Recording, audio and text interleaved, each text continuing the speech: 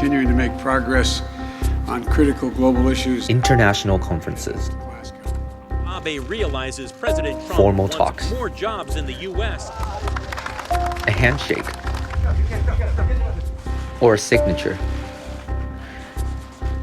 These are all examples of diplomacy, or acts of progressing diplomatic relations. Behind all these are overarching debates, intertwined with each diplomatic action. To many, it seems like diplomacy is the solution, the final staircase of achieving a goal, like a simple meeting for further economic ties. But what if I told you that this wasn't the case? What if each handshake, each word and action are just stepping stones to reach even higher objectives? What are the objectives then? And will this game ever end? Let these questions ring within you as we take you on this case study, Taiwan.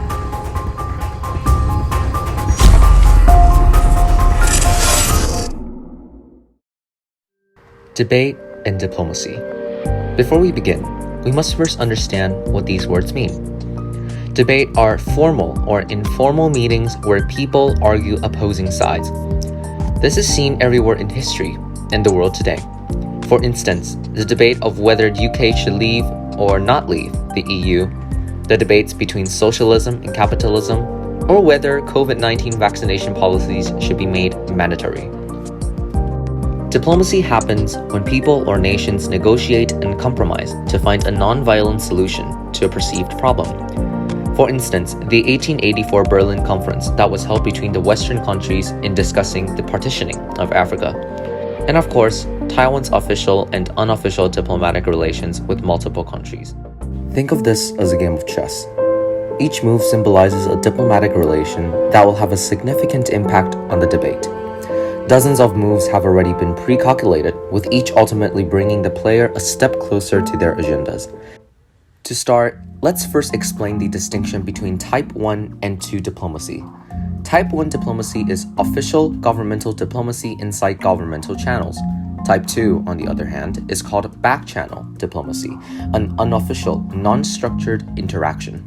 As you might have told already, China uses Type 1 because of the immense economic power they have as one of the leading superpowers in the world. Taiwan relies on both, but mainly Type 2 diplomacy due to the reluctance of other countries in engaging formally with Taiwan.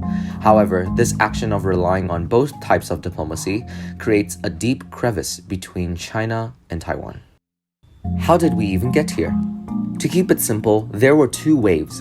The first wave was the Chinese Civil War.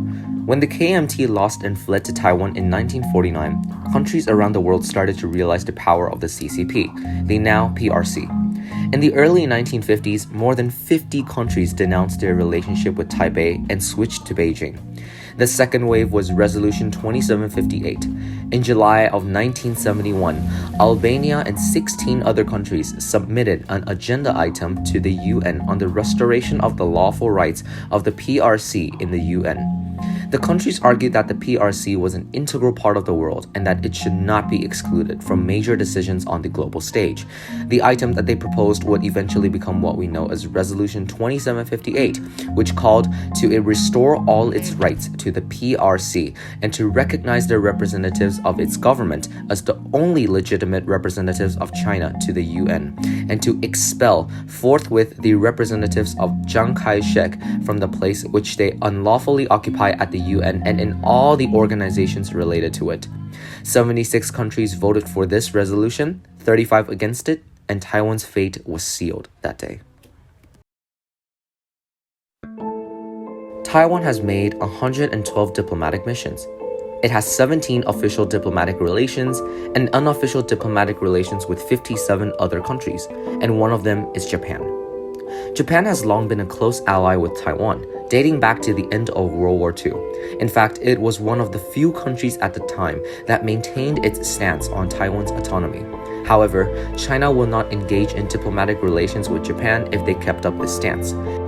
不关日本什么事，早已不是当年的样子。我们绝不容许任何国家以任何方式插手台湾问题。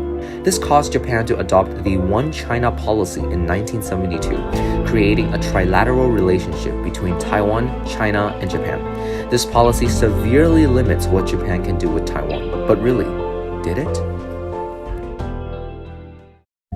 Japan and Taiwan have maintained strong unofficial and non-governmental ties, establishing the Interchange Association in Taiwan and the Association of East Asian Relations.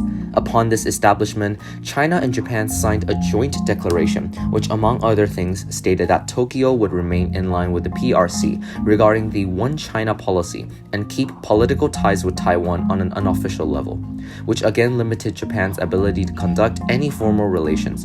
In January of 2017, the two embassies were renamed the Japan-Taiwan Exchange Association and the Taiwan-Japan Relations Association, attracting strong criticism from China. Japan has also exempted Taiwanese residents from having to obtain visas for visits of 90 days or less in September of 2005. In 2011, Taiwan made record donations to help Japan rebuild after the Great East Japan earthquake. This strengthened ties between Japan and Taiwan greatly, and a Thank You Taiwan movement spread throughout Japan. In 2011, the two countries signed an Open Skies Agreement with the goal to increase tourism and liberalize bilateral commercial aviation exchanges. Beijing has not voiced any opposition against these diplomatic relations, as all of it still falls under unofficial. But things started to take a turn in 2016. In May of 2018, Japan's former Maritime Self-Defense Force Chief of Staff, Tomohisa Takei, pledged to strengthen military ties between Japan and Taiwan. Additionally, former Taiwan President Lee Teng-hui expressed his wish for the two countries to promote exchanges and cooperation for their common defense during a visit to the Japan-Taiwan Peace Foundation. In early 2019, Chinese Coast Guard vessels were sighted close to the Senkaku Islands only days before talks in Tokyo about fishing rights were set to begin with Taipei, which alarmed both Taipei and Tokyo. The strong presence of Chinese warships in the disputed area was seen as a warning to both Taiwan and Japan. 2012 saw violent anti-Japanese protests in many Chinese cities after Japan's government brought 3 of the islands from their private owners. Nonetheless, Taiwan and Japan still continue great diplomatic relations despite the immense pressure from China, politically, economically, and physically.